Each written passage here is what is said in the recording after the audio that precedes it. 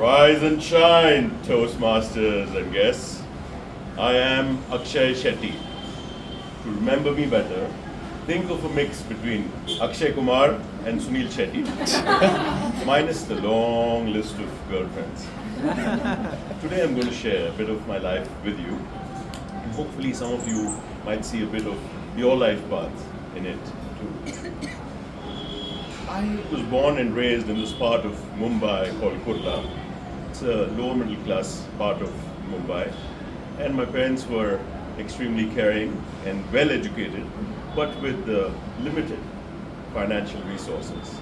So my home was probably this big. It was a 1 BHK home, but they always made me feel comfortable. My mother did it in very creative ways. Sometimes she would encourage me to wear my elder sister's t-shirts that could pass off for a guy's t-shirts. Those things were borderline torture. And I'd need therapy today. But apart from that, I had a good childhood. And the twist in my life really came when I was about 16. And I saw this movie, Dilwale Dulhania Le Jayenge. I was enamored. I wanted to go abroad. Not to get myself a version of Kajol, but to have that white sports car just like Shah Rukh Khan. So I go and tell my father, I want to study in the US. And my father says, Beta, you don't need the US. What you need is a good mental checkup, because it's going to cost more than this house. I was taken aback because I thought I had presented him with a cogent vision. But then I realized that my father was the one who named me Akshay, which also means infinitely persistent. So I go back to him again and again and again. And he kept saying no, again and again and again, just like any sane Indian father would. But I started applying to US colleges anyway. I get some part scholarships, and this time I go to him with my best sales pitch, ended with a Bollywood line. Father, if you send me to the US with one air ticket and one semester's just the tuition fees, after I cross the age of 18, I won't take a single rupee from you for the rest of my life. I thought he'll say no, but he said okay. And that was an emotional moment because my mother started crying. I started crying later once I landed in the US and I found out the cost of one meal.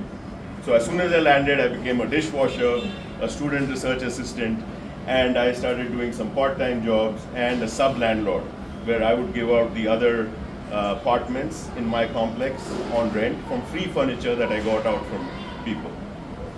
But in spite of doing all this, there were times when my expenses and my tuition could not be covered. Those were very dark times because there were times when I didn't even have money to eat. And that's when I realized that when you don't eat, if you're on a diet, it's very different from when you don't eat because you don't have a choice, because you don't have money. That feeling is horrible because that makes you feel that you're at the bottom of society and you feel that everybody's looking down on you. That stays with you for life. But the US taught me no matter how bad the situation, always be a part of the solution, not the problem. So today, I'm a real estate developer and an investor, married to my wife Vidya for 17 years, my boss. And I have a son, he's 13-year-old MI. Now this guy is a very kind soul, but he has a wildly exaggerated view of his father's wealth. And we had a guest once, and he tells, Uncle, you should really take tips from my father. He's so good at business. He is great at making money. So this guest is a billionaire. He makes 600 crores a year in rental income only. I didn't know where to run. But luckily, this guy had a good sense of humor. And he said, yes, that's why I hang out with your father. So that's my son. He can make me feel proud and embarrassed at the same time. So that's my story. A boy who went to the US with one air ticket, a man who's trying to build his life 1 square feet at a time, a human who's trying to get better, one life moment at a time. And in case you're wondering what happened to the 16-year-old Akshay's dreams after all those hungry nights and that struggle in the US about his dream of the white sports car, well, I do drive a white Porsche today. But this journey really taught me what is truly important in life. And that's why I'm still seeking, I'm still striving, I'm still in it.